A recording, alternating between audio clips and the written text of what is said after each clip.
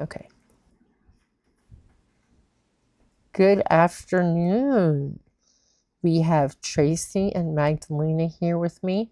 We are having our first podcast together as VICKtorious because we are victorious throughout our daily challenges and with everything we do, as we are all not only advocates, but patients with multiple medical challenges.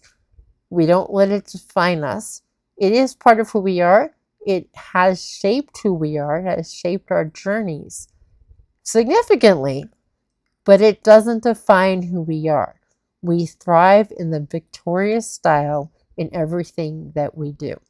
And today, we're coming here to not just talk to you about Victorious and the things that we're starting to do with Victorious and the community that we are creating, but also to honor Ehlers-Danlos Awareness Month, as it is Ehlers-Danlos Awareness. It is at the end of the month, but we still would like to share a little bit of our story and a little bit about how Victorious might be part of the journey for people with Ehlers-Danlos. With that, thank you everybody for joining, and Tracey and Magdalena, thank you for joining me and being very patient with me today, as I had a few stumbling challenges. But first, I'd like to turn the microphone over to you, Tracey. Would you like to introduce yourself? Yes. Hello, I'm Tracey Shudo. I'm from Vancouver, Canada, unlike my friends who are from the United States. I was diagnosed 30 years ago, it'll be actually 31 years this year, with multiple sclerosis. And I was happy to be diagnosed with multiple sclerosis because when I was being diagnosed, I was told I had an inner ear virus, a brain tumor, or this thing called MS that I knew nothing about. And I had a 3-year-old son sitting in the corner waiting for me. And all I knew is that it could not be a brain tumor. And I was diagnosed with multiple sclerosis. And things have been hard. They've been easy. They've been hard. They've been easy. They've been hard. But we live through them and we grow through them. And my husband and I always take this as a positive road. And that's me, Tracey. Thank you very much, Deborah.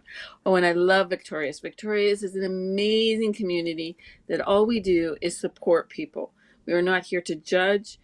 Some of us might be on medication, some of us might not be on medication, but what we all are here for is to help each other and to celebrate each other. Thank you very much. I was just about to ask why you joined Victorious. And I'm also trying to see if this is showing up on Facebook, but it looks like it's not. Huh. Okay, well, as I look at that and try to figure out what's happening, uh, Magdalena, would you like to share? Yes, thank you. Hello, Tracey. Hello, Deborah. My name is Magdalena Joseph, and I am from Southern California. And I was diagnosed with Sjogren's, which is an autoimmune disease, in 2019. And a little while after that, I was diagnosed with a rare condition called trigeminal neuralgia. And I am a passionate person when it comes to self-advocacy, and I am trying to share and encourage others with chronic illness. And I have a podcast myself, and I am very happy. I am very honored, and I am very, I guess, privileged. I feel honored to be part of Victorious, definitely. I'm so glad to hear from both of you about that and you're being honored to be part of Victorious. It's really something that has been very close to my heart, and learning how to become a positive person while dealing with setbacks, and really learning how to be positive when stuck in bed or in the hospital, or learning how to speak for myself. But it's always so empowering to have a community around us that supports one another and that uplifts one another. So I think that is an amazing experience. And I'm just going back to Facebook for a second because for some reason, oh, it looks like it may be showing up now on Facebook. I thought I might have had to. I think I have to. It's not showing up properly on Facebook. So I am talking at the same time as doing stuff, which is always a unique experience. But what I am doing here is on Facebook, I am sharing the YouTube channel because apparently it's not showing up appropriate. It's not streaming to Facebook for some reason.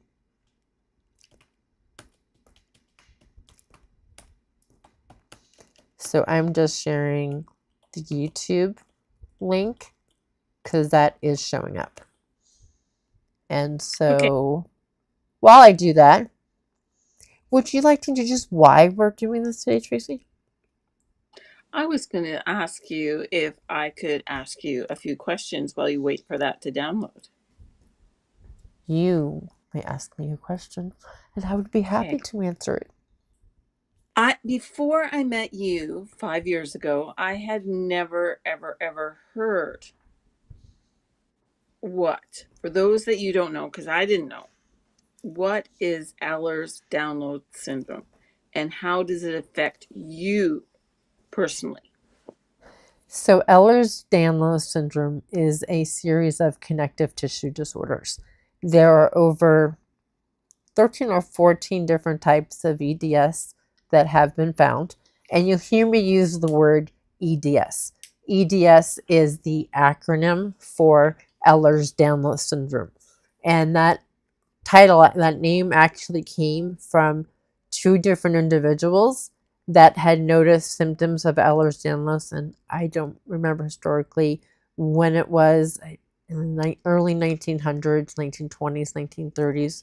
Ehlers was one gentleman who found it, and Danlos was another. And they named the disorder after both of the individuals that found it. But it is a series of connective tissue diseases that once something stretches out, it can't retighten. So it can impact all parts of the body. It can impact everything. All the organs are impacted. All of the joints are impacted. All the connective tissue is impacted. And because our body is held together by connective tissue, once that tissue stretches out, you lose the ability for it to ever tighten up. When I talk to kids, I explain it as a rubber band. You stretch rubber band and it goes back together again. Your joints are held together by these things called ligaments and tendons, and they stretch and they go back together again because that's what stretchy rubber bands do. But when you have Ehlers-Danlos, they just stretch and stretch and stretch and stretch, but they never go back together again. So once they stretch, that's it.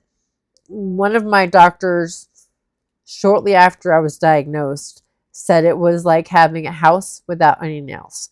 So basically, there's nothing that holds my joints together other than my external braces. If you catch it early enough, you might be able to build muscles through a very specially designed exercises that would allow you to build muscles to help compensate that movement. I was diagnosed decades after the damage was done, so it was too late to be able to build the muscles up because there was so much damage to the joints. And it's not just the joints. In my case, and this is one of the questions you're asking me too, is how does it impact me personally? It doesn't just impact my joints. My bladder is impacted. My lungs are impacted. I have gastroparesis, so there's a little flap over your gastro tube, and that little flap has connective tissue that holds it together. Mine stretched out, so I'm always having symptoms of gastroparesis, causing severe nausea, which I need IV anti-nausea medicine at least 3 times a day, sometimes 6 times a day. I'm taking anti-nausea medicine. Yeah. So I have a scheduled 3 times a day, and then I have a 3 times a day PRN.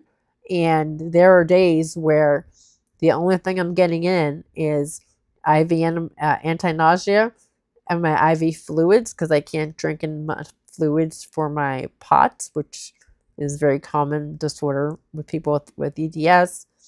And sometimes that's all I'm able to get in, but that's my reality, right?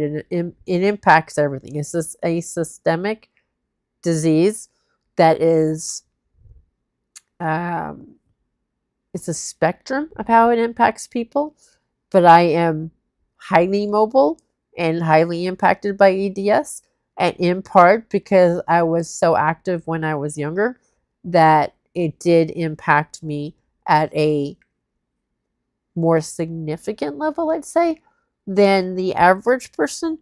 But I really pushed it with the adaptive sports and the adaptive skiing and the adaptive dancing and adaptive taekwondo and so forth. So it was something that I pushed, but I really cannot say that I regret having done it.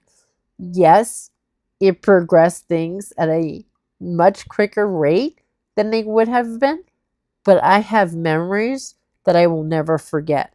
Like trying to do taekwondo, struggling to break a board, and sticking with it because I had 2 kiddos sitting in the front of the room, crisscross applesauce, taking pictures of mommy trying to break a board from her wheelchair. So I don't regret it.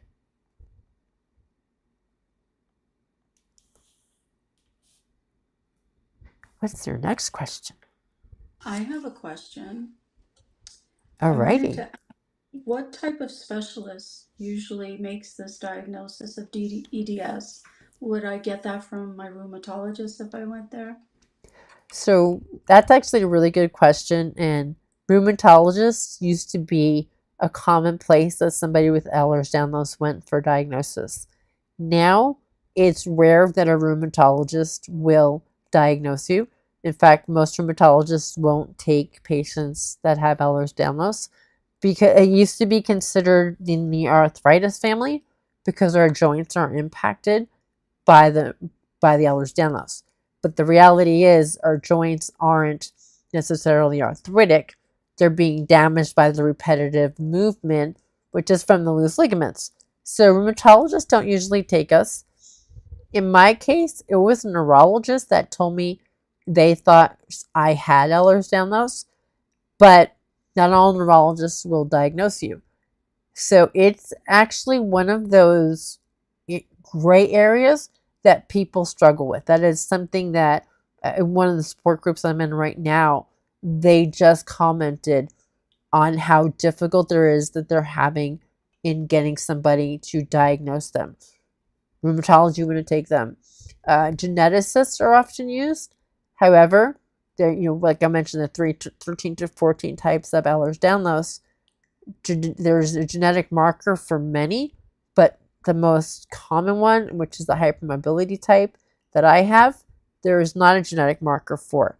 So you need somebody who can give you a evaluation based on your actual body, like what is happening with your body. The clinical, that was the word I was looking for, the clinical description of or clinical diagnosis of Ehlers-Danlos. So one of the things I look for example, is can you like we can. I'm older now, so I'm not as flexible as I used to be, but I can still get my thumb to my wrist. My pinky still goes all the way back. My legs go up by my ears. Yes, I can still do a split. I am 50 years old. I can still do a split. If I do a side split, though, I'm going to pop those hips out. But those are part of the clinical studies, right? And the diagnosis, like my kneecaps, nothing holds them in place. So they go on their side. So that's a clinical thing. But like I was saying, this young woman in one of the groups that I'm in, she's having a hard time getting diagnosis. And she can't get the referral to the geneticist because her insurance company doesn't cover genetics as a specialty, and many insurance companies don't. So they're having that problem, and it's a real problem with that diagnosis. So first of all, it is significantly underdiagnosed. There was a study I was just looking at today that was posted in one of the groups, and out of 429 people, I think they said 94% were being told it was in their head, or they had Ehlers-Danlos Syndrome, or these other types of conditions, and making it really seem like it was psychological rather than an actual diagnosis. In my case, it was belittled. It wasn't believed how bad it was. The misdiagnosis led to many other, I want to say surgeries, I probably would have had the surgeries anyway, but led to doctors not believing what I was having or how much pain I was in, and leaving it for myself to learn how to manage the pain and find a way to live my life and love my life where it was at. So it was a challenge with that. In my case, a neurologist had suspected what had happened and what was going on, and my dad was able to get me an appointment with the doctor at Johns Hopkins, who was a medical geneticist. I will say I went to the Mayo Clinic and I was not diagnosed, and they had me see 8 different specialists, and I told them that I had the symptoms of pain in all these different limbs, in my hands and my knees and my neck and my back, but it was the same that I was having in all. Like, it wasn't a different pain. It was a systematic disorder, but they sent me to all these other specialists who all contradicted themselves, because one said thing and the other said exercise, and this was don't exercise, and then they said exercise here, but don't exercise here. And there was no connection between the doctors and no communication between them. So they were not looking at it as a whole issue. They were looking at it as all separate issues, which delayed the diagnosis and led to me working out to be a wheelchair basketball team and causing injury to myself for the next 2 years. And the reason why I still have to use voice dictation, because I damaged what was left in my hands during that time period. So yeah, it's a journey for that diagnosis. And if I didn't have my parents, I don't know when I would have had that diagnosis, because they had the ability to get me to Johns Hopkins and in front of a doctor that I know it wasn't covered under insurance. Deborah, you've been super open about your journey with EDS. Thank you very, very much for that. And there was stuff there that I didn't know about. What's something people don't see? Because again, it can be like, I can look at you, I see you have a breathing tube and whatever, and maybe I see you in a wheelchair, but I don't see other stuff, right? Right. A lot of us have what we call invisible conditions. So what's something people don't see about living with this condition that you currently are? And I think one of them has to do something I nag you a lot with. This is kind of going into a second question. I hope you're going to tell us about a bag that's there, and I give you heck as your friend if I don't see your bag hanging there. This is Tracey. Your turn, Deborah.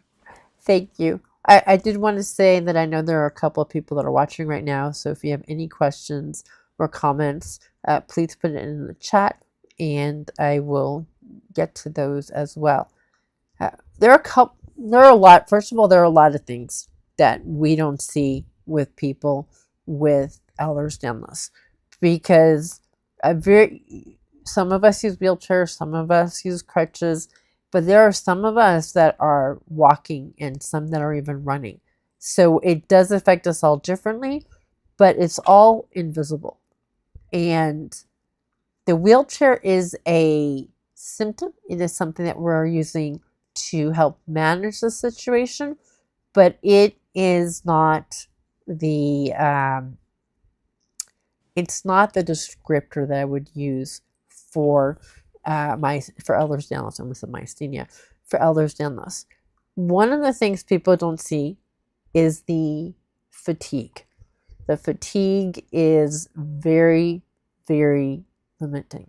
Like if there was one thing I could get rid of, I, I, I would be hard pressed to say whether it be fatigue or pain. I mean, pain is really bad and pain is really limiting, but fatigue is just as limiting. I mean, my pain I have worked through for so long. I have lived with so much chronic pain and so much severe pain for the last 30 years that it doesn't go away, but it becomes part of my journey. But the fatigue, man, that is one of the hardest things that you want to get up and you want to do something, but your body is so dang weak. It's not just tired. It's not just exhausted. It literally can't move. Like you can barely get out of bed. And that fatigue can be so limiting and so debilitating. And I have seen so many people lose their mental health, confidence, and their mental health in terms of positivity and desire to live because of that fatigue, because it is so draining and it is so limiting and it is so hard to explain how difficult it is to get up to go to the bathroom, nonetheless, pick up a piece of paper and pay a bill, right? Or get online and answer emails to friends or messages to people, that it just takes so much energy to do it. It's one of the reasons why sometimes people disappear for a while, because they are so fatigued and so weakened by fighting every moment that they don't have the energy for anything else. And pain is a really good second runner-up, because the pain is pretty bad. It's really bad. I may be laughing and smiling about it, but that is my coping thing. And, at this point in time, I do, smile and laugh about it because it is part of my daily life. However, it is very serious. It is very limiting for people. It is very debilitating. I have a very great pain specialty team and a very great functionality with my mental health practice and my mindfulness practice that I have learned to live alongside my pain and see it as part of me, have a relationship with it, and even create this collaborative workspace that I can work alongside and work through it. But man, the fatigue. Fatigue and I haven't yet made a relationship. I think there's a lot of us that have that coping mechanism, that we have to have that. We have to laugh and we have to smile through it, because if not, it overcomes us. So Right. that's the only way that we can get through days. So I have a two-part question. Is EDS primarily seen in adults, or are children also diagnosed with EDS? And is it hereditary? Yes to all of that, actually. So it is, you are born with it, but it's not noticed until it's triggered. It is seen in children, but it's often not diagnosed, in part because, especially with younger kids, they're flexible and they're very flexible as kids. So often it's just like, hey, your child's flexible. This is great. And not really seen. I remember as a young child, and I wasn't very good at soccer, but I remember as a young child playing soccer and my ankles would roll. And I remember running on the sides of my ankles and not my feet at times. It didn't stay like that, but my feet would turn all the time. And as a little kid, I used to sit frog-legged, and I kind of still do, where my legs fold up underneath me and my on my knees, and my hips are sideways and my feet are sideways, and you look like a little frog. And a lot of kids sit their legs in that way. I still do that. Then my feet get stuck underneath me and they go numb. But that's a whole other story. But the reality is, you're born with it, but you may never trigger it. It may not have an injury, depending. In most of the people that get diagnosed early or dancers and gymnasts and people that are physically active because they're already repeating and utilizing those joints. A lot of the people that in, in my generation are being diagnosed in their 40s and 50s because they haven't done anything to exasperate those joints. So it does depend on what might have been done to exasperate the joint and how stable those joints were beforehand. So in my case, I was very flexible as a child. I wasn't double jointed, but we always knew that I was incredibly flexible. And I was very active. I mean, I hiked the Grand Canyon when I was 10 years old, up and down on the same day. So I was very active.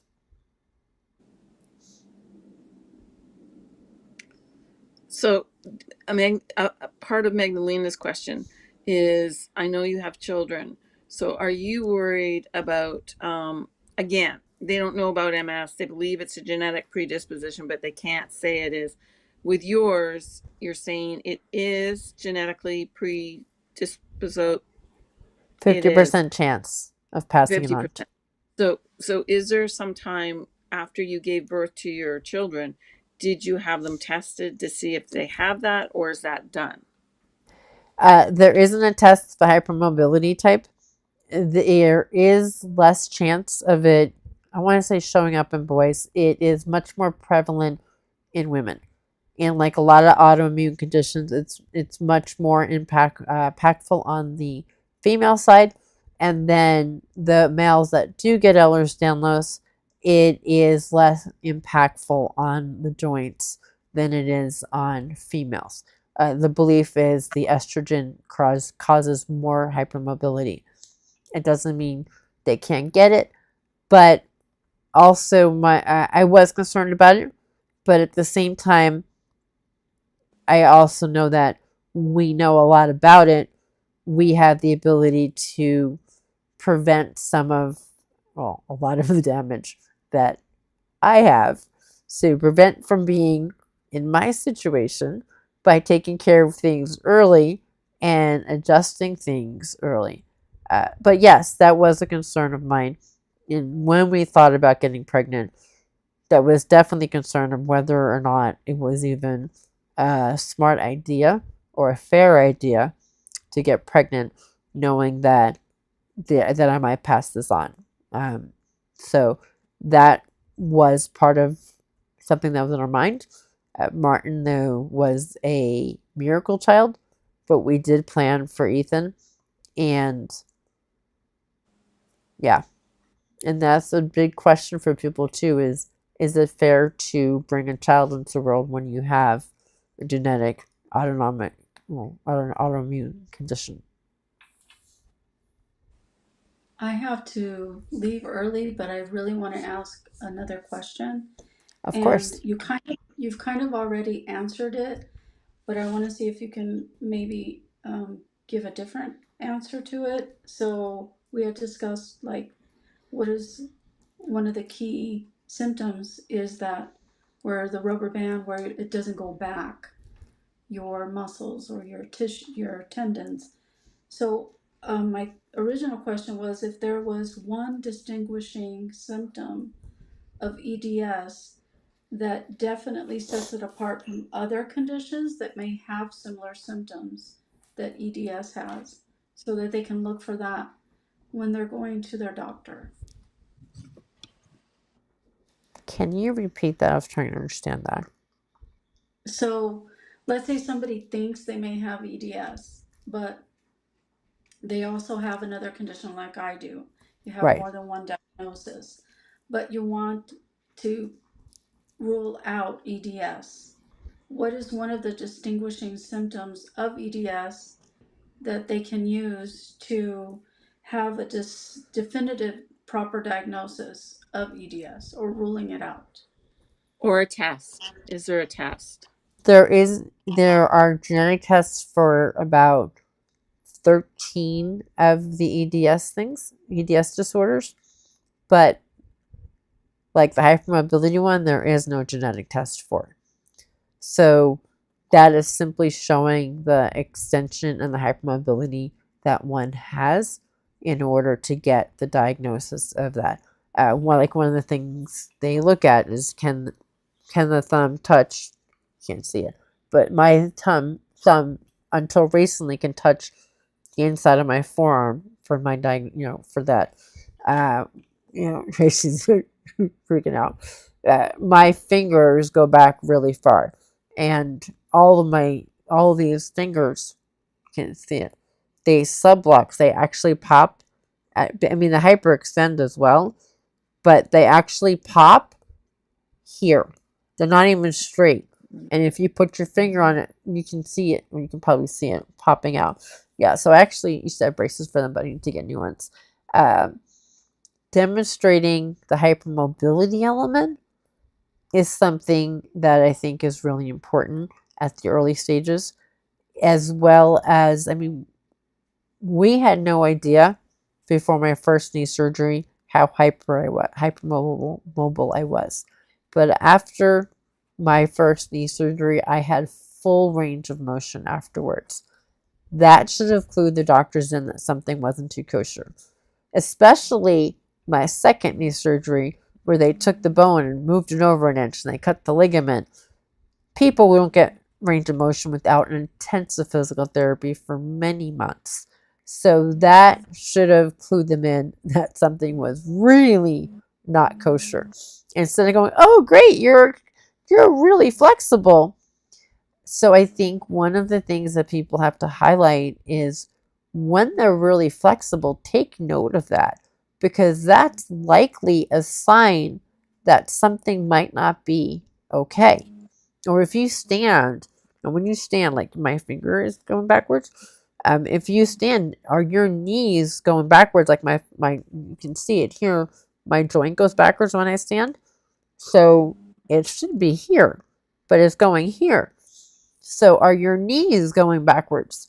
If they are, there's probably a hypermobility issue happening. I see people standing all the time. I'm looking and going, that's like really hypermobile. They might have a hypermobility disorder. And there is hypermobility Ehlers-Danlos and hypermobility spectrum. They are two separate things, but they are being supported by the Ehlers-Danlos Society because many of the symptoms and disorders and side effects are the same. But again, I see people standing. I see their hips going backwards. I see their legs going backwards. And I know girls are more flexible, and I know they're more flexible when they're younger. But when I see it, I'm like, oh, do you have EDS? And if they start telling me that they get lightheaded and weak and tired and in pain, then I'm like, you might want to see if you have this disorder. So the first part I'd say is the hypermobility issue. If I also have symptomatic of POTS, then I usually say you really need to be examined. Thank you so much for asking me to join this, and I'm so happy that I was. And I want to thank you, Deborah, for sharing your story. I think that your point of view and your sharing your journey and your story with EDS is going to be such a great help and benefit to others that will be able to watch this. And I can't wait to share it with others. And for those of you that haven't or want to join us and be in need a support system, I highly encourage you to check out VICKtorious Academy. And there you will get positive support and a lot of resources and love. So thank you so much. And I'm sorry I have to leave early. No So worries. Thank you. I look forward to next time, and I can't wait to share this information. So thank you so much. Thank you. And let's talk a little bit about No, just a VICKtorious. minute. Just a minute. Magdalena is amazing. We love Magdalena, and there will be another time where we do an interview with her and her symptoms and her conditions, because all three of us have different conditions. Now, you did say at a point, Deborah, about the flap in your throat, right? Yes. So, because I know you really, really well, you haven't really shared this really a lot, but challenging eating can be a challenge, right? And Yes. I ask, do you have that on? Do you have that on? And I'm looking at you when we're on Facebook. What is that I'm looking for, and why do you have to have that? Is it because of the eating? So you're looking for my IV. It's attached right now. I have a port, and you're looking for the IV. And one of the reasons, hold on one second. I'm going to try to do this. Let's see if I can do this. No, don't drop your laptop. Don't drop your No. laptop. I was bringing a chat message up from the chat screen. So I was putting on a message that my friend put on. So I'm going to put that on, and we'll talk about that in a second. I have to have, thank you, Richard. I have to have IV fluids because I'm not able to drink enough. So with POT, which is pastoral orthostatic, oh my God, I can't say the word, tachycardia syndrome, it means my blood pressure drops really low and I pass out very easily.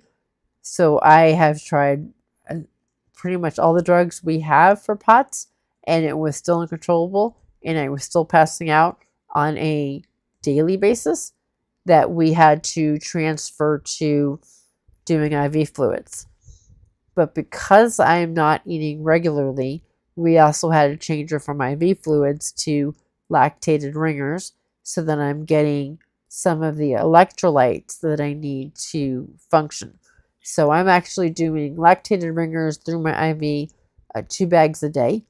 And then I'm also doing IV medication with IV Zofran and IV Compazine for for nausea issues, and that's all related to my Ehlers-Danlos in terms of the gastroparesis. The flap isn't going quite closed, so it's causing a lot of nausea issues, and it's making it very difficult to eat. So I do have drink supplements as well, prescription drink supplements, to try to replace meals because I'm not eating regular meals. And so I'm getting much of my meal supplement from drinks that are actually the drinks that I have are also drinks that are used with the feeding tubes. Yes, and I have watched you. I've been with you on Facebook Lives during your journey at the hospital more than one time and more than one visit. And it has been very challenging to watch my friend want to eat something, but it get to her and it be too hard or too cold, and she's unable to swallow. And her asking a nurse or somebody for something like a piece of bread or cheese and crackers, and them going, no, we don't have that here. No, we don't have that here. And again, it's broken my heart, because you would think at a hospital they are dealing with people with lots of different challenges, and that so they could accommodate. I'm going off a little bit. Sorry for my rant. But because I have seen you in pain, I have seen you suffer, and you're doing so much better now. I'm so proud of you. And the gentleman that came on and said Deborah is amazing, she's phenomenal.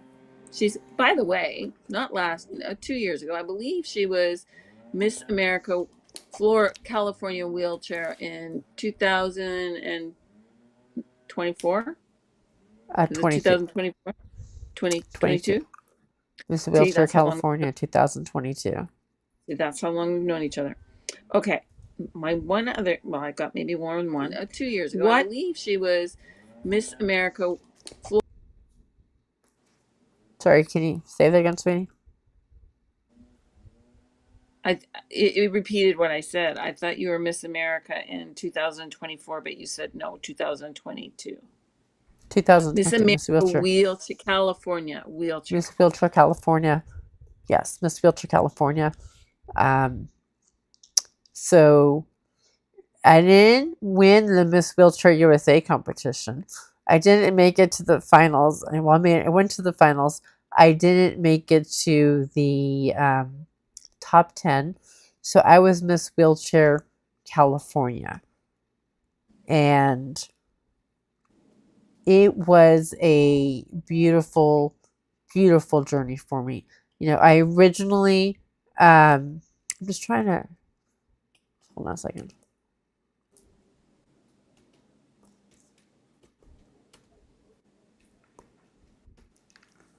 Okay.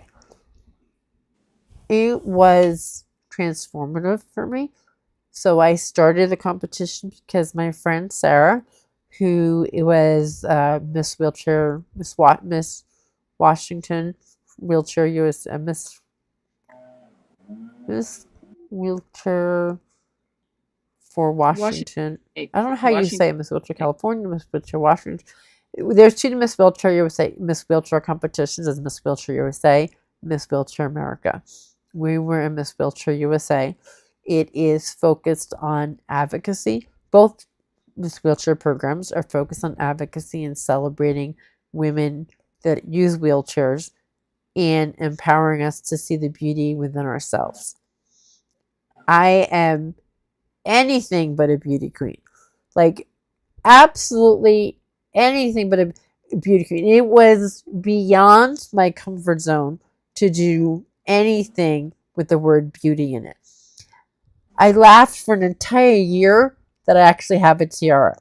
I am not one who ever grew up with the concept or dream of being in a pageant. That was something I would have never in my life thought that this tomboy person whose closet was mostly filled at the time. I got a little more stuff now in my closet, but was mostly filled with Boy Scout t-shirts and leggings. Being in a competition where they actually have formal gowns was not something I ever thought I would do. However, learning that it was about advocacy and about celebrating women with disabilities, I decided I would step out of my comfort zone, and I would do it because I grew up at a time where I was very much bullied because of my crutches. People would kick them out from underneath me on a regular basis, take the screws out so that I'd fall. And I felt anything other than beautiful. I was confident as a public speaker. I was confident as an advocate and as a leader, in which I led many of the after-school programs. I was in leadership for many of those programs. I became a volunteer in local politics and a leader in local politics. By the time I was a senior in high school, I helped charter a chapter of the National Women's Political Caucus in Suffolk County, became their co-chair, and their vice president. So as that, I was very confident. I lost that confidence when I lost my ability to speak clearly and cognitive issues that developed with my other disorders, which is a story for another time. However, I stepped out of the comfort zone. I did the Miss Wheelchair competition, and I did it so that younger women could see the beauty within themselves and see that whether you have crutches or braces or a wheelchair, you're still beautiful and you deserve to still be recognized. Little did I know that while I was doing this, I would change my own self perspective. And on the final night, while looking into the audience after dropping my cue cards, unable to pick them up because I was wearing a very low-cut dress, but looking out in the audience, yeah, that was really funny. I dropped my cue cards and I'm like, my dress is low-cut. If I bend down to get my dress, I'm giving the world a view, since this was streamed live by People magazine, that people would get a view that I really didn't need them to get. So I was doing my speech, and I remember while giving the speech seeing my sons, who were young teenagers at the time, actually having their phones down and paying attention to me speaking. And for the first time, I felt that I was beautiful and that I belonged there with the other women, wheelchair or not.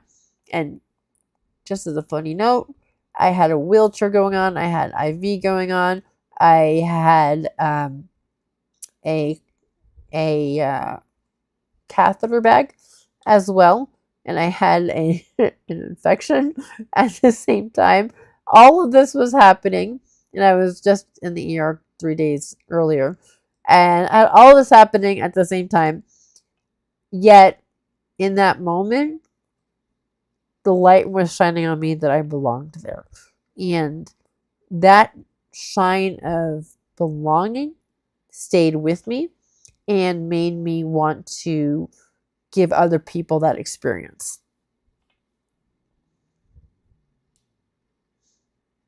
Oh, I lost your audio. Because I muted myself, so there was somebody out doing something in a yard, and I didn't know if you would hear them, and I didn't think you should. What do you wish, Deborah? What do you wish the world understood about the invisible illness like EDS? Because, like you said, you've had it for a long time. You weren't diagnosed for a long time. Had you been diagnosed earlier, maybe your life would be a little bit different. But what would you like people to know? The world, because we're talking right now, just you and us, and maybe some people watching. But this could be on a replay, and people, you never know who's watching, and you never know when you're going to reach somebody. So, what would you like the invisible part of EDS? What would you like the world to understand about that? Thank you. There's a couple of things that I'd like the world to understand. And I think first and foremost, if you are feeling something, if you believe there is something wrong, not to give up and not to give up hope. Believe in yourself and believe in the symptoms. I think that is one of the most important things, because it's very easy to be, I want to say made to feel, and I want to say gaslit, because sometimes doctors don't intend to cause the situation. But it's very easy to lose hope, and it's very easy to second guess yourself.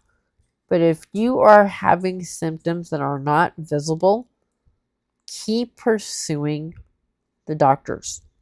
And if your doctor isn't listening, go to other doctors and say, hey, I'm having this problem.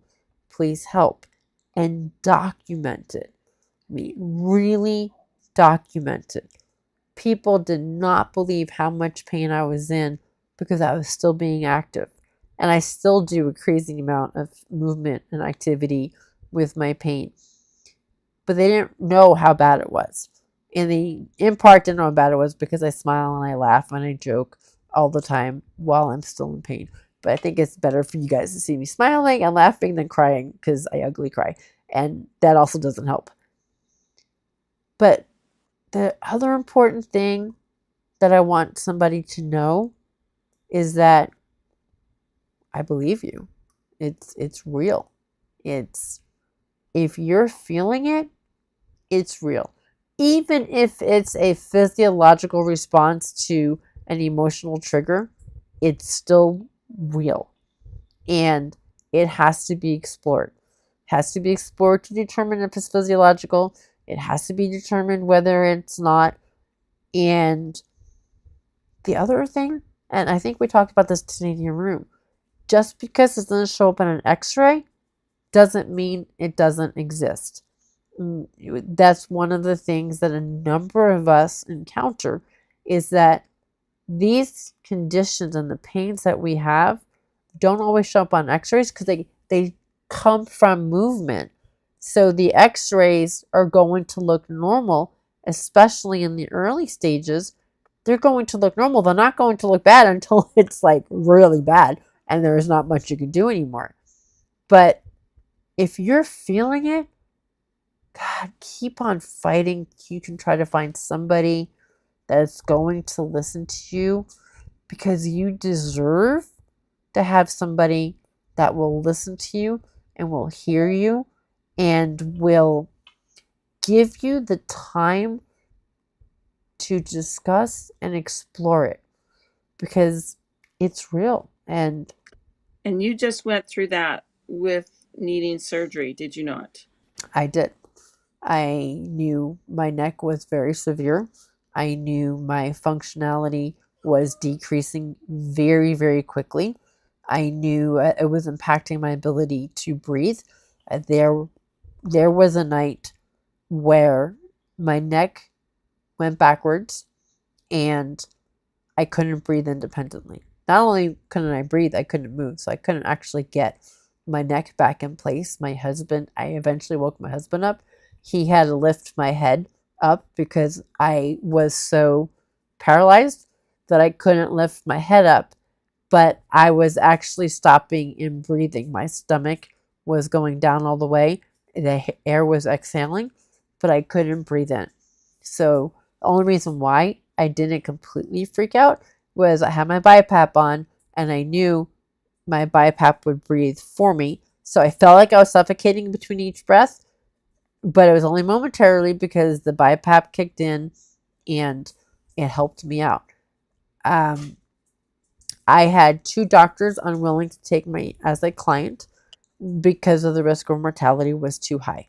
They were concerned that I wouldn't survive. And I pointed out that without the surgery, I would likely not survive a year. I gave myself a year. I told the Cleveland Clinic doctor, because he said the surgery was his exact words were, if I agree to this surgery, I'm giving you a death sentence. And in his opinion, I would either have died on the table or the mobility limitation in his mind was so severe that was like a death sentence. And I tried to explain to the gentleman that I was already wearing a neck brace, not moving, positioning myself with the laptop and the iPad right here, and already blocked myself from all movement because any movement was causing paralysis. And he still refused to work with me and said, let's see what the surgeon in San Diego says. The surgeon in San Diego said I'd make it through the surgery, but to be prepared that I might wake up and be ventilated either temporarily or permanently, and I might not have full functionality below my neck. I might end up needing a feeding tube because I won't be able to swallow independently. And so there was a lot of concerns about that. But it took me a year to find a doctor who would listen to me, who was willing to work with me, and willing to take a chance to give me another lease in life.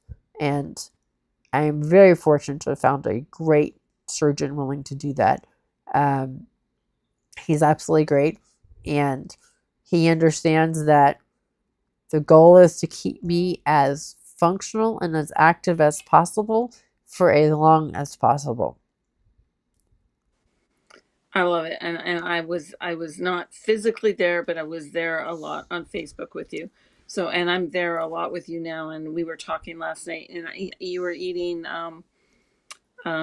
squash, like mashed up, and it makes me happy when I see my friend putting something in her mouth and being able to swallow. I think this is kind of our last question. It's kind of not, but it is. Because we've asked you about your empowering moments. And I think Miss Wheelchair was one of them. If you can think of a more one, then tell me that. But really about VICKtorious. How has building VICKtorious helped you cope, heal, and connect? That's a big question. Well, first, for those that don't know, VICKtorious is a nonprofit that has been a program that I've been trying to kick off for quite some time, for about 4 years now. But with so many medical setbacks, it has taken the back seat. With Tracey's help and Magdalena's help, we've restarted and kind of kicked it off again this year to not just help myself, but to help everybody with chronic illnesses and the caregivers, the people that are around us. It is designed to empower people with disabilities through the 3 pillars of positivity, perseverance, and play.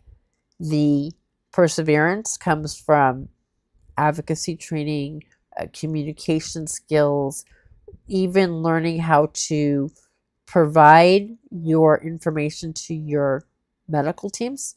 If, for example, we have little worksheets that give you a way to plan for your medical appointments that has you put in top 3 issues, top possible solutions, research articles that you found, other conditions that might be similar, doctor's suggestions, doctor's secondary suggestions, because I've learned to never leave a doctor's office until you have a backup to the backup plan, because it takes 6 months to get back into that doctor again. So you want to have backup plans discussed. So you want to have notes on that and other information that you might need to research and look into.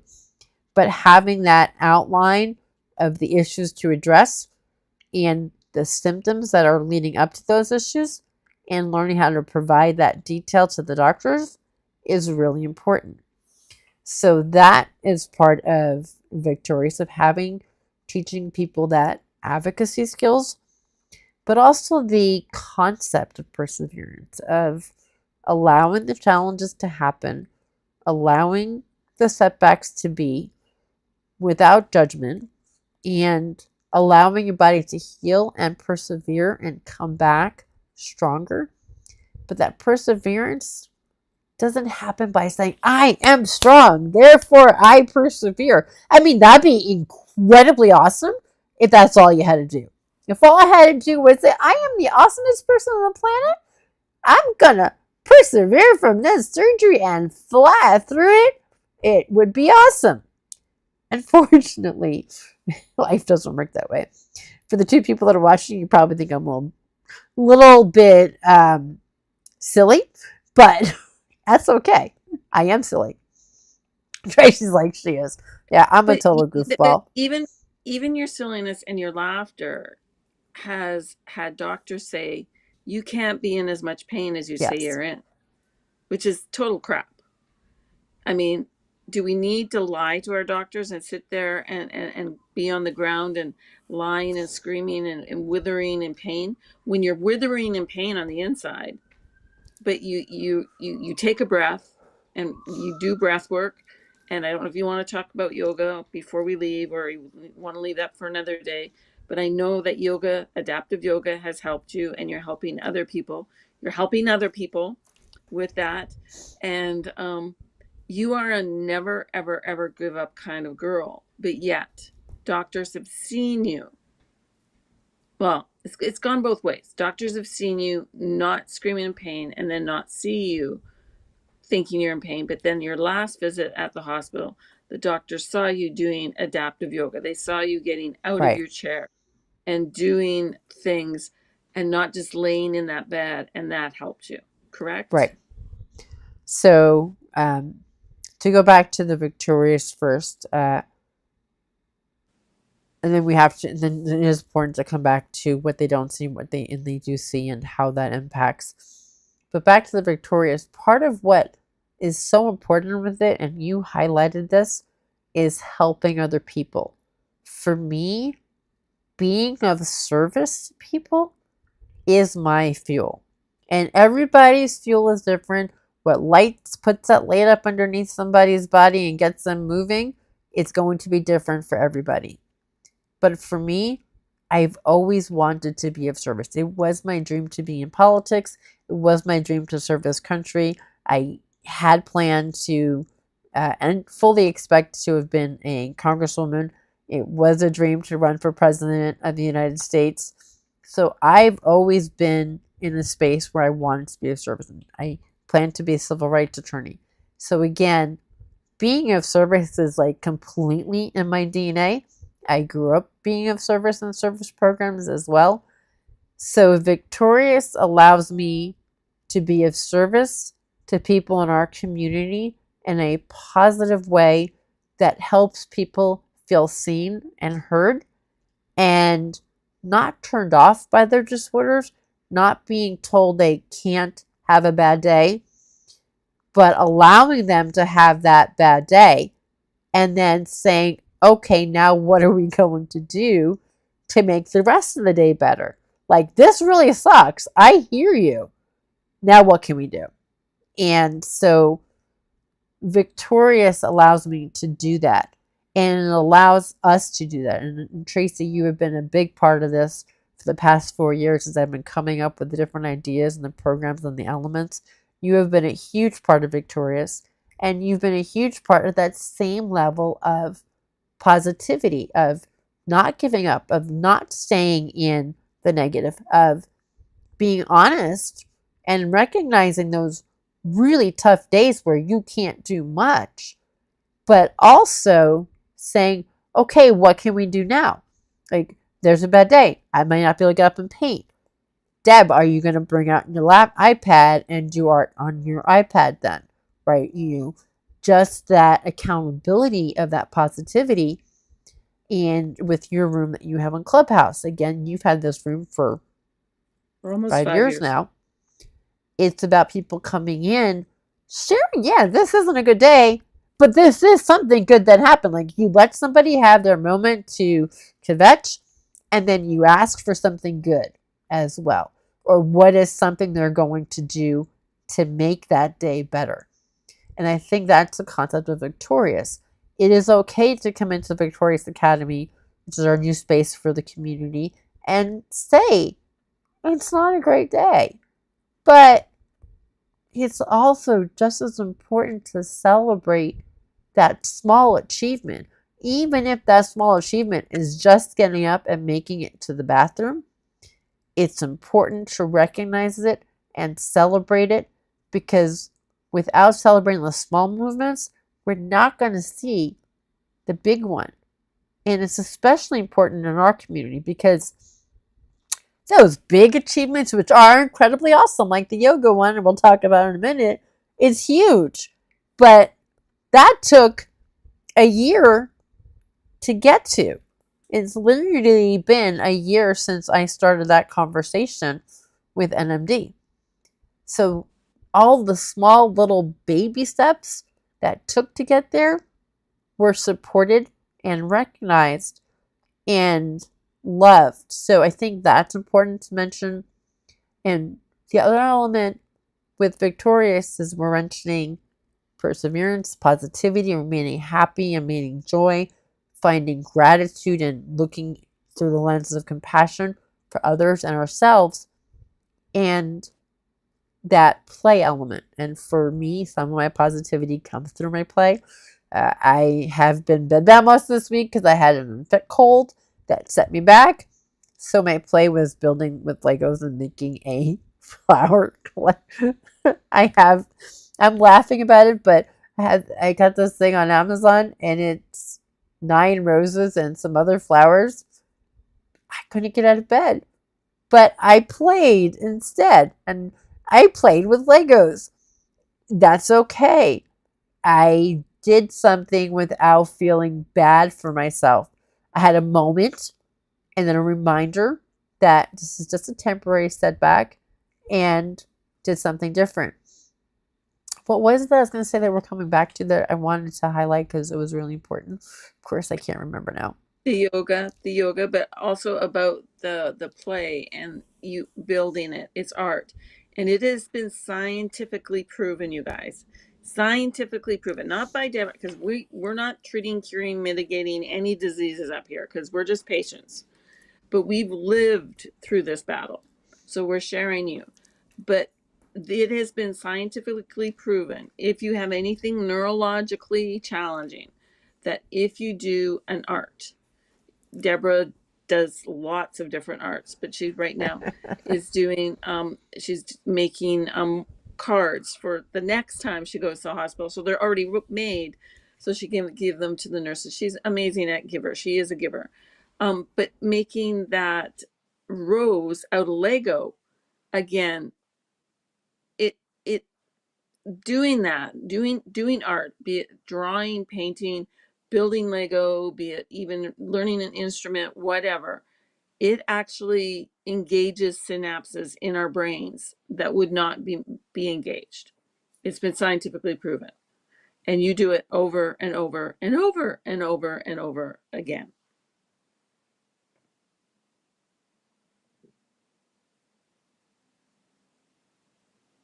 No, that's to Yes, you my now. creative arts is what keeps me sane. My husband comments a lot about my addiction to my stamping collection. So I have hundreds of stamps that I probably have. I have a very long list of stamps that I have from the company called Altenew. My husband likes to say that I own the company at this point, that I single-handedly keep them in business. I wouldn't say that exactly, but I do have a significant amount of supplies from them, from their inks and their watercolors and their stamps and their stencils, which I love. Even their blending brushes that I have tried other ones, but they're just not as good as the ones from Altenew. I love them. And I want to highlight something. Creative arts is an amazing space to be able to still adapt. So you have to sometimes change and adapt them. And we're going to have we'll have a session on that, of how we've adapted them, because I have been doing creative arts my entire life. I mean, I'm sure there's a point that I hadn't, but I started making bracelets when I was 8 years old, and I have had to adapt over the years what creative arts I do and what I can do. And I've adapted. I mean, I used to do needlework, can't do needlework anymore. I remember as a child doing needlepoint, and I have needle points that I love to do, and the embroidery that I love to do.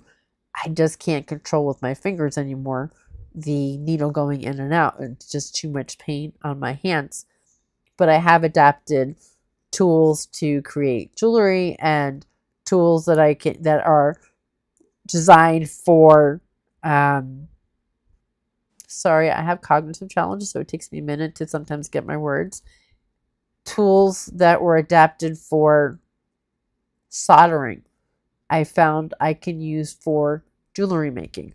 I can use it as tools that are used for fine soldering, that holds the fine wires, holds the fine wires of jewelry. So it allows me to put the very fine wire in it, and then use that to dip into the beads to get the beads on there.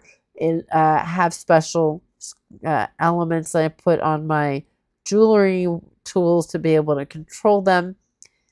I have found ways, I mentioned stenciling. I've found ways that I can have a chunky thing to hold in my hand and still make something with colors and shapes and shading, and make something beautiful.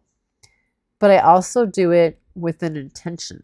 So my arts are always with an intention of being able to give it to somebody on the other end, and bringing in that love and that gratitude and that appreciation in the art makes it a very meditative experience, because I'm not looking at perfection anymore. And when I start getting to the point where, oh no, it's not perfect, and yes, I get there a lot, I remind myself, oh, this is a gift. This is a gratitude expression. They will be happy when they receive it that I was thinking of them. Even the holiday cards, when they start to not get perfect and I get upset. I get upset because in my mind I know what I want to be, and it's not that way. And it's like, very frustrating. But then when I think about the intention, the person receiving it, especially if they're getting a holiday card from me and they know what my challenges are, they're just going to be appreciative that I thought of them, rather than, is this perfect? So it's part of that gratitude process. It's part of also learning how to let go and be present. For me, my creative arts, whether it's making the jewelry or working with the candles or the soaps, which I have done some soaps and candles and resin work, it's my favorite is watercolors and ink blending, because you can let go of everything else and you can just be present in the moment without judgment, and just letting things go and really letting them be what they're intended to be and working with how they come out as they come out, right? So I've had things not come out the way I want, and that's okay. I can, cut them up and use them for decoration somewhere. I can put them in a journal as a decoration as well. I can simply, toss it.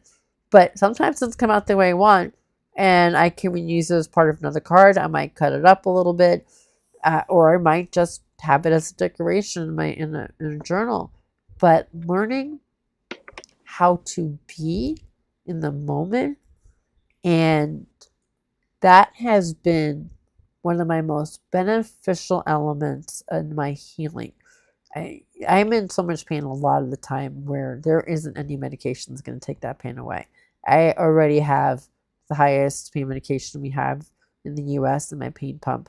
Wait, sorry, clarification. There is one medication that's higher. It's a snail poison. I have used it and I had very, very bad side effects from it. So it's just under the snail poison. And I also do the external types of things with the osteopathic medicines, with the acupuncture and cupping and like everything you can think of Eastern and Western. And I'm still in a lot of pain. But when I'm crafting, I can let go of all that. And I have moments where I'm just not even thinking about it. And it's almost an out of body experience. And I get to be present through it all. So that's one of the things that I love. And then when I work with my scouts, it's also a time where I can let go of everything else and be so focused on that one thing that it gives me the ability to be positive because I have such an amazing experience. And that's the other reason why we created VICKtorious. And Tracey and I, we're blessed. We have a very supportive family. They love us. They tolerate us. And, they support us. They are our caregivers. And they help care for us. But not everybody's blessed like that. I mean, it's one of the reasons why we can be positive and that we can laugh. We know we're loved. We know that, Tracey, her husband, was leaving earlier and made sure she had fruit with her so she had something nearby. This morning I woke up, my husband brought me one of my meds, brought me my supplemental drinks, gave me my IV fluids, and I still took 3 hours before I started them, but he gave them to me, and I was blessed with those things. We want to bless other people with the ability to have that community and people they can count on to be there. Now, Deborah, we have done it now, I believe, 2 weeks in a row. We have done a crafting room on VICKtorious. And I believe it, I just want to highlight this. Okay. Thank you, Annalie. We love you.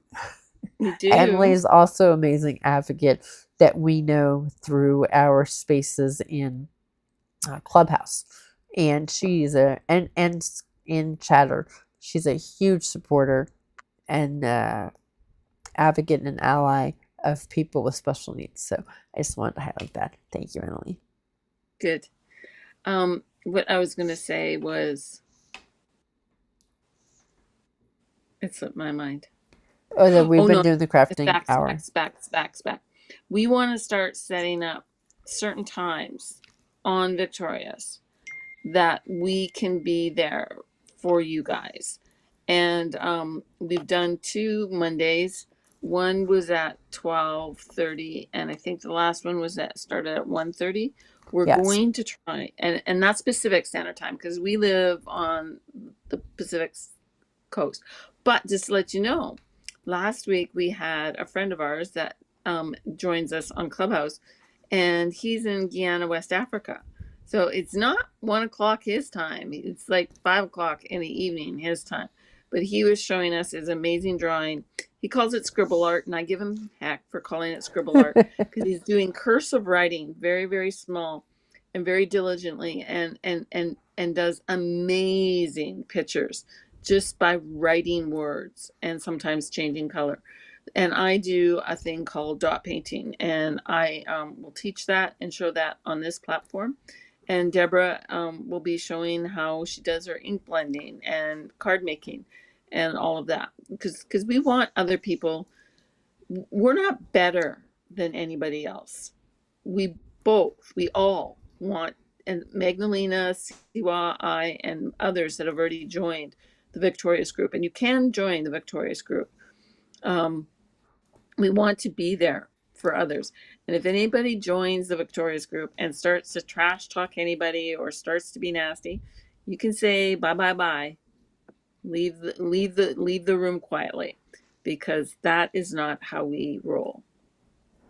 Yes. So I just grabbed the link for the room, and I am going Thank to you. go back to my trying to do 3 things at once.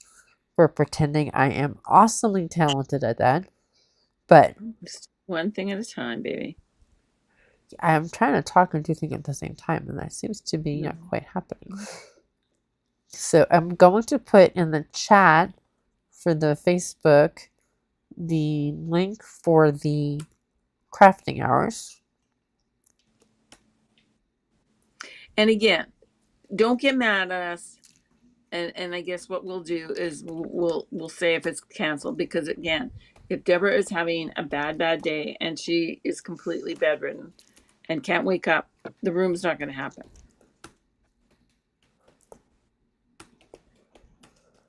And right now I'm sharing the Zoom link to it. But we really do encourage you to join the VICKtorious Academy, because we're going to start having office hours on the VICKtorious Academy as well. So if you are struggling in knowing how to advocate for your needs, we'll be able to give you feedback on our lived experience and the lived experience of the people that we engage with in our community. So when we give feedback, we're not giving medical advice, but all of us that are part of this have been living in this world now for decades, and we have a lot of experience working through it. Plus, we have also a lot of experience with other people with special needs. We have encountered over thousands of people with different types of disabilities in the spaces that we work with. So we have seen many challenges, many different ways of overcoming those challenges, and the common successful things that have worked. Do we have the answers to everything? Absolutely not. Might we have a suggestion for you? Very likely. And if we don't, we likely can find a place to get a suggestion for you. So we are going to create an office hour a week to start with, and we'll also be having a mindfulness session every week. I am working towards a mindfulness certification, so we will probably have more than one mindfulness meditation a week so that I can finish doing my requirements. But we are working at creating the space to support everybody as they work through life, because we realize life isn't easy, and we also realize the value of community. And one of the other things that we're going to do is have co-working hours. So that means we get onto Zoom together and we work independently. We say hello, we do our work, maybe we have a break and chat, like we're chatting around the water cooler, but most of us are homebound, which means we're isolated from people. That can make doing work harder when you're all alone. Working along other people helps you stay more focused, helps you stay more on task, and it helps you have accountability to other people, such as coming on and saying, hey, my goal is to get these 3 things scheduled, and before the hour is up, or before the 2 hours are up. 2 hours are up, right? We can say, hey, how's that looking for you, right? And if your brain and you're going la la la la la because you're distracted, we can say, and Tracey has done this with me many times, Deb, squirrel brain happening, need to get back on task. And it's just that accountability thing, right? And or just stopping and pausing for a person with ADHD and going, hey, are you going down the rabbit hole of Wikipedia or are you writing the letter, right? And it's not a judgment, it's a reminder because it can be easy to get lost that way. The other thing is accountability. There's many of us that have said they're going to write blogs, they're going to write articles, they're going to write a book. But to get up and get started to write is difficult. And I know I've been saying I'm going to write a book since I wrote chapters in 2 different collaborative books. I still haven't. I have outlines. I've written an introduction chapter, but that's all I've done. So one of my other ideas is that we have a writing hour. And it could be once every other week where you come in and you write. You tell us what your idea is and you start writing during this time. And you get to share with us what you've done. And it's just, again, about having a group of people that are working on the same thing. We don't all have to share the writing. We might not all write for the same things. Maybe you choose you want to write part of a blog article because we're creating a blog on the Victorious Academy and the Victorious website. Maybe you want to start there. Maybe you want to start your own blog. Maybe you want to write a chapter in a collaborative book. And we've talked about doing a collaborative book with people with chronic illness and thriving. Maybe you want to write a chapter on that, right? Whatever it is, we're there to support you. And I'm also there to give you help on how to start writing or how to use ChatGPT and other things to create an outline and organize what's in your brain. Because if you're like me, you have a whole lot in your brain and getting that organized is so paralyzing. So I can teach how to use ChatGPT to get that stuff organized into a concise, functional way so that you can then break down and start doing it. But the idea is we're here to support and we're here to help everybody grow. We're here to help people feel the love of community, the hope that we have together, and that a diagnosis is part of our journey, but it's not who we are, right? It doesn't define us. It may cause limitations.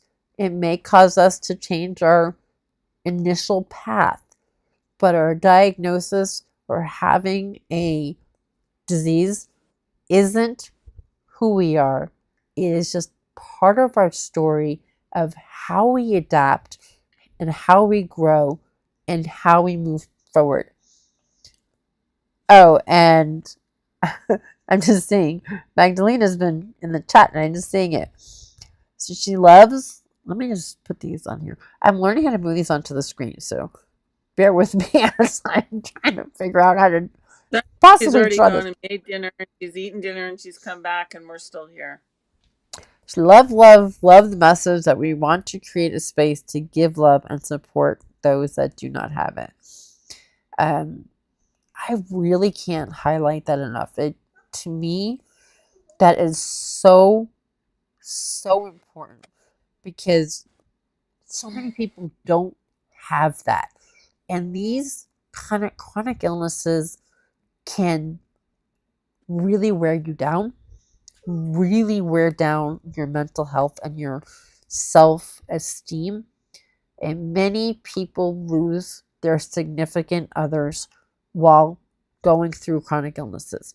I have seen over and over again where partners and spouses leave the person who has been diagnosed with a chronic illness or as they become more disabled. It's 85%. Right.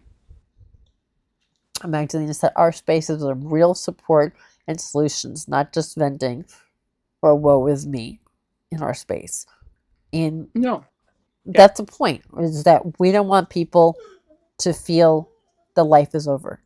We want people to feel you can still create a life. But at the same time, we've already said you can have a bad day, because we all Absolutely. have bad day, Yep. right? You can have a bad day. You can have multiple bad days. Your writing can be about how bad the day is. I mean, and that's okay too. It can, we don't want you to hide the bad day. We just want to support you and also show you love and compassion and ways that you can learn how to live alongside those challenges and change that mindset. And I'll give meditation as an example.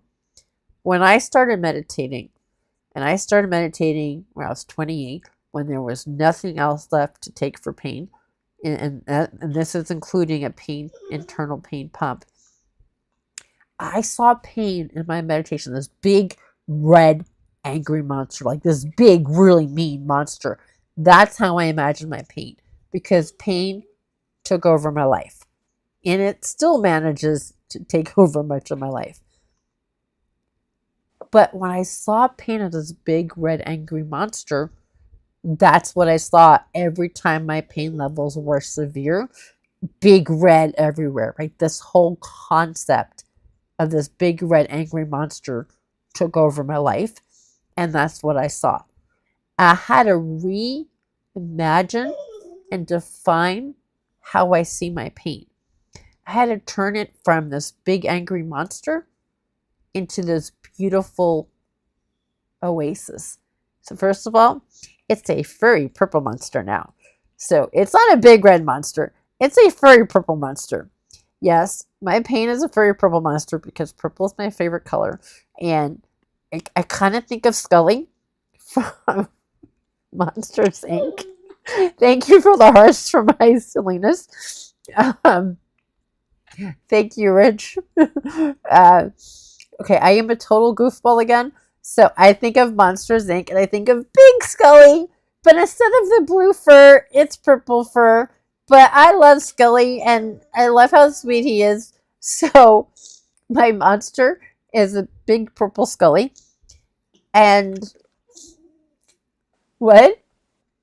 Not blue, but you actually, if you know, to make purple, you need blue. It's a You did. primary color. And I've created an oasis in my mind for pain. And part of my meditations is about letting go and being present and in the space and learning how to do the body check. The pain would block me. Instead of seeing my pain as a blockage, I now see it as this beautiful oasis where you go to and it's a water reservoir and it has a dam that has a spigot to let a little water out when it gets overflowed to keep it from overflowing. But it's surrounded by these redwood trees that can be over 1,000 years old, going straight up into the sky. They branch off with every kind of disease and they continue to grow and they continue to flourish and they overcome everything and they're still gorgeous. Like you can go to redwoods and you can see there's trees that have died from the fires and they just branch off and they just grow again from the same foundation. So I see the redwoods as a representation of just branching off and finding all these ways to continue to grow. The oasis, though, the reservoir, it's a community space. Families come there together. There's boating, there's skiing, there's water skiing and parasailing.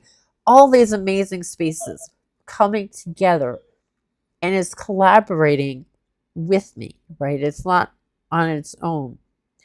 But underneath the surface of the water, right, you're still there. You're still the same.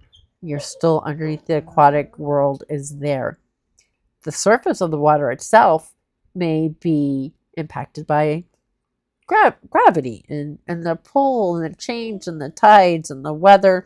It can be tumultuous with the rainstorms and thunderstorms, but it's still a beautiful space.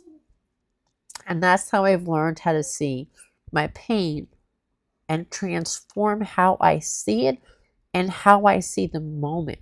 Just like this week when I was so sick, getting out of bed was not happening. I had a moment where I felt bad for myself. Oh, Peter, I'm not letting you out right now. I had a moment where I felt bad for myself. But then instead, I said, what can I do instead right now? I don't have enough energy to do art on my iPad. I don't have the strength to get up and do something on my computer. So what can I do? And how I feel this moment is only temporary because of this infection. It will get better. I don't know when, but it will get better. And I changed how I thought about it at that moment. And I even posted something positive with a positive inspiration and VICKtorious. But it allowed me to change how I saw that. And it only is because of people like Tracey, who I know I'm accountable to be positive and to see something positive in a moment that something isn't going right. And I know when I was lying there going, yeah, Tracey'd be like, come on, Deb, how can you reframe this? Like, it's okay, it's time, it's done feeling bad for yourself. How do you reframe the situation? But she does it for me. It's not one-sided here, you guys. It's and when she doesn't hear from me for more than 36 hours, she's right away texting me going, are you okay? Are you okay? Are you okay? Just like I do for her, unless the other one knows that we're traveling. We Right. don't expect that if we're traveling. So, well, that's too I right. think this has been a great call. You know what, Deborah? This has been like an hour and a half. Yes, I was going to say we're going to wrap that up. I was just trying to bring the VICKtorious link up and put it in. What you were trying to do. Yes. And then you start. And I start talking again. But, to your point, Tracey, it is about creating that community and support for each other as we're working through it and, checking in on each other, how we're doing and things like that too. Oh, a person just joined in as we were talking today. Awesome. You're welcome. Thank you for joining. That is amazing. So we are trying to grow the space. We have some really big goals that we have for VICKtorious, and we need to really create that community to be able to do it. I mean, we have one. You want to explain what one of our dreams are? No, because I don't know which one you. The crafting one. The crafting one. What, going somewhere and crafting all together? Creating crafting kits and getting crafting supplies. Yes. Creating crafting kits, because there are people that can't get out and shop. I get out at least twice a week, or try to get out of my house twice a week. Don't always get to the craft store, but we want to build craft kits for youth, but also older people that if they don't have to have the maybe they can't financially get it, maybe they can't physically go and get it, we want to be able to mail that to people and then get together on a crafting session and be able to teach them how to use those tools and how to help them feel. Because when you create something, you guys, it's a miraculous feeling. Now, I'm shaking my head at Deb, because when she was doing her Christmas cards, man, oh man, oh man, oh man, she was beating herself up like nobody I know. And I'm like, it looks fine to me, Deb. It looks fine to me. And she's like, no, it's not good enough. No, it's not good enough. No, we won't do that to anybody else. I wasn't doing it to her. She wouldn't do it to me. So, yeah, that is one of our big goals, to do that. And it's not just to create, it's to also give back to other people. So we call it the circle of kindness. And the concept is that we create kits with supplies that people can do either by themselves or with their family, and then hopefully create and hopefully gift something back to other people Like when I'm in the hospital and do my watercoloring, I give what I make to the medical teams that care for me.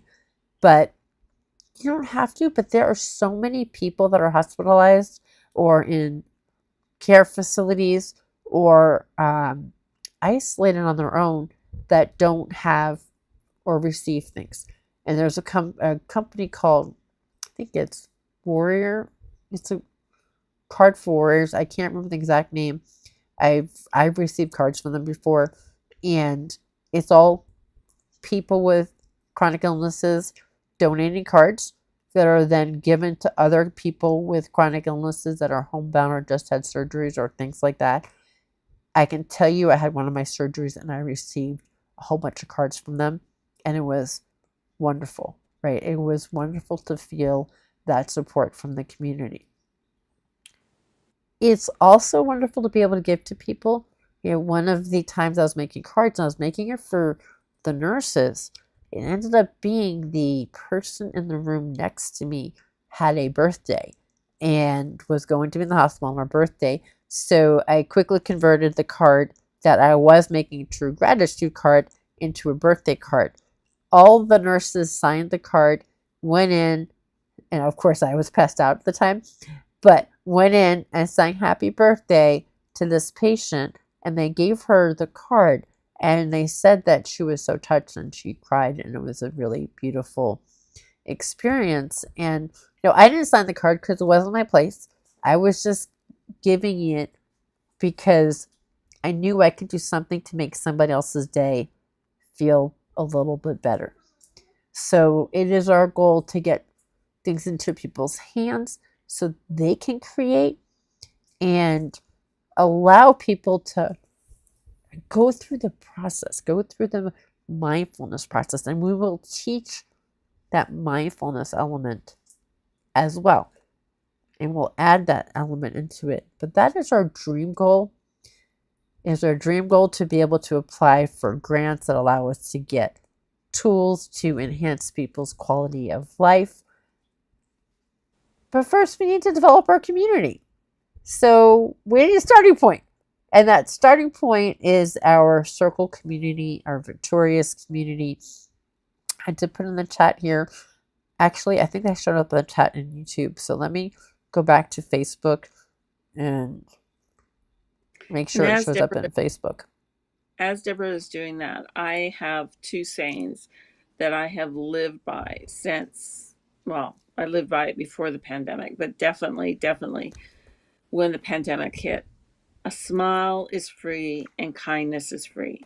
And you never ever know when you're going to change somebody's life just by being kind. Just like Deborah handing the card to the nurses and saying, this was supposed to be for you, but if you want to give it to the patient for a birthday card, then by all means, which they did, because I don't know many nurses who don't believe the same thing, that they are kind and they are nice. There are some that, maybe not so much, but because we both experienced both. But smiles and kindness are free, you guys. And that's what you'll find here. That is a beautiful way for us to end today, Tracey. Thank you so much. Thank you, my friend. Let me finish this. And thank you for joining us. For anybody that joined us, please, thank you very much. Anybody that joined, VICKtorious, if you did, just, not that it's rocket science, we just introduce yourself. You can do it today, you can do it tomorrow, you can do it whenever. If you wait, you kind of don't do it, but just tell us who you are. Thank you.